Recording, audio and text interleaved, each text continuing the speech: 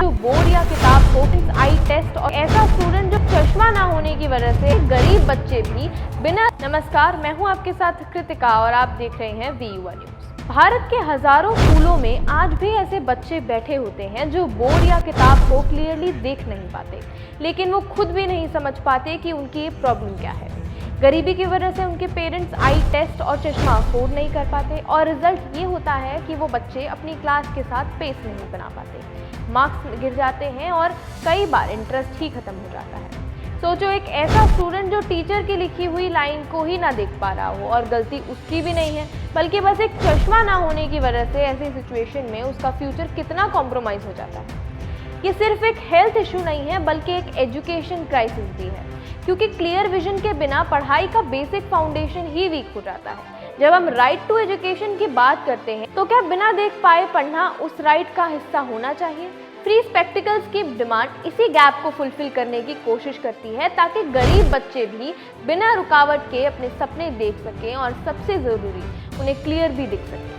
एक recent petition ने court के सामने एक बहुत ही इंपॉर्टेंट इशू उठाया है गरीब स्टूडेंट्स के लिए फ्री स्पेक्टिकल्स का, जो डायरेक्टली हेल्थ और एजुकेशन के बीच कनेक्शन को हाईलाइट करता है। रिसर्च और सर्वेज दिखाते हैं कि बहुत सारे school children uncorrected vision problem से जूझ रहे हैं और अक्सर अननोटिस्ड रह जाते हैं और उनकी पढ़ाई, कंसंट्रेशन और एकेडमिक परफॉर्मेंस को डायरेक्टली अफेक्ट करती है, जो फैमिलीज को इकोनॉमिकली वीक करती है।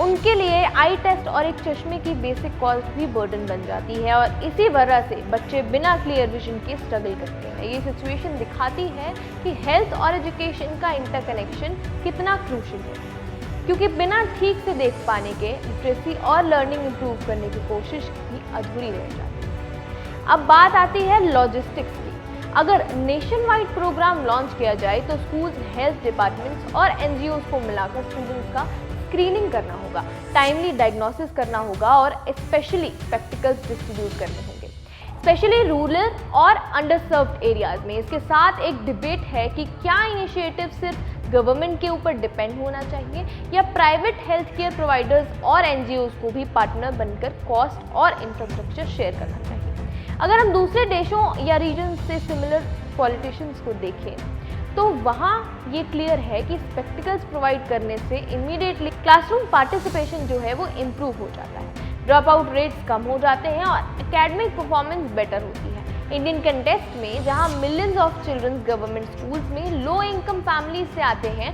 स्केल ऑफ नीड बढ़ जाता है। अगर इस इशू पर एक स्ट्रक्चर्ड पॉलिसी या जुडिशियल डायरेक्शन आता है तो ये बेसिक लेकिन अब तक इग्नोर्ड गैप को फिल करेगा और एजुकेशन सिस्टम को ज़्यादा इंक्लूसिव और इफेक्टिव बनाएगा। ऐसी ही कुछ खबरों के लिए देखते रहिए VUA न्यूज।